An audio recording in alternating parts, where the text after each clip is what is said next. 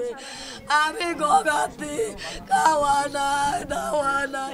হাউমাউ করে কাঁদছেন রাজশাহীর বাগমারা উপজেলার শেখপাড়া গ্রামের পেয়ারা বেগম। সম্প্রতি আলোর বাংলা ফাউন্ডেশন নামে একটি এনজিও তার ৫ লাখ টাকা নিয়ে উধাও হয়। পানের বরজে কাজ করে তিল তিল করে জমানো টাকা এখানে রেখেছিলেন তিনি।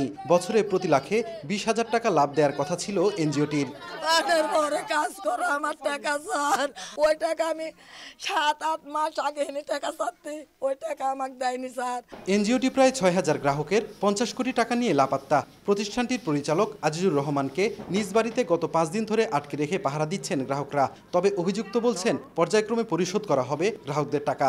আমি গায়ের মানুষের সাথে আছি, আপনাদের সাথে আছি, সবার সাথে আছি। পর্যায়ক্রমে আমরা অবশ্যই সব টাকা দিয়ে দেব।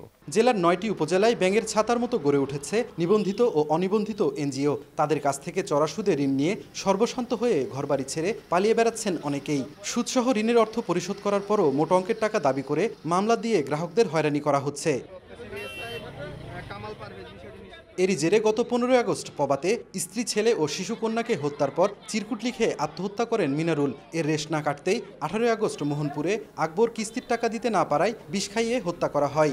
গত ১৬ আগস্ট একই কারণে আত্মহত্যা করেন শামসুদ্দিন। একই কারণে গত ৩ মাসে রাজশাহী, চাঁপাইনবাবগঞ্জ ও নাটোরে আত্মহত্যা করেছেন ১০ জন। টাকা পরিশোধ করতে না পেরে তো তারা আত্মহত্যা করতেছে। কেউ ঢাকায় গার্মেন্টসে গেছে, কেউ চাঁপাইনবাবগঞ্জ সাতালে যে ধানের চালের এগুলার ইয়াতে বয়লারে কাজ করতেছে। ইয়েন জড়াই লিয়া পালায় চলে যায়, গ্রাহকের টাকা সব লিয়া পালা চলে যায়। উনি আর টাকা নিতেও আসে না, কিছু করতে আসে না। কিন্তু ১-২-৩ মাস পরে উনি আমাকে ভয় দেখায় যে তোমার চেক স্ট্যাম্প আছে, তুমি যদি আমাকে ৭০,০০০ টাকা না দাও তাহলে তোমার উপর মামলা করব।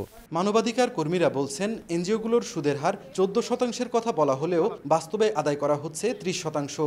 এতে ঋণের জালে ফেসে যাওয়ায় এনজিও কর্মীদের কিস্তির চাপে আত্মহত্যার পথ বেছে নিচ্ছেন দরিদ্র মানুষ। শুধু ফিনান্সিয়াল সাপোর্টটা দেওয়া হচ্ছে, কিন্তু টেকনিক্যাল সাপোর্টটা দেওয়া হচ্ছে না, যাতে করে সে টাকাটা সুন্দরভাবে ব্যবহার করে করতে পারে, ফিডব্যাক শোধ দিতে পারে।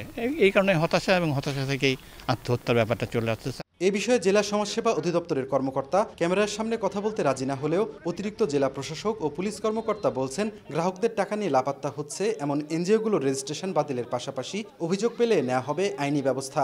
যখন কোনো অভিযোগ পেয়ে থাকি তখন এগুলো যাচাই বাছাই করে তার বিরুদ্ধে ব্যবস্থা গ্রহণ করে থাকি।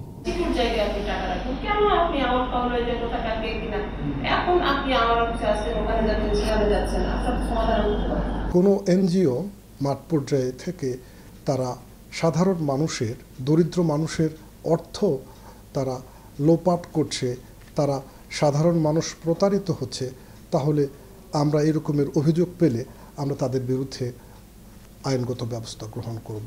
সমাজসেবা অধিদপ্তরের দেয়া তথ্য মতে জেলায় মোট এনজিও রয়েছে ১,২০০, নিয়মিত কার্যক্রম পরিচালনা করছে ৭৮৯টি। তথ্য নেই অনিবন্ধিত এনজিওগুলোর সংখ্যা। সাইফুর রহমান রকি, সময় সংবাদ, রাজশাহী।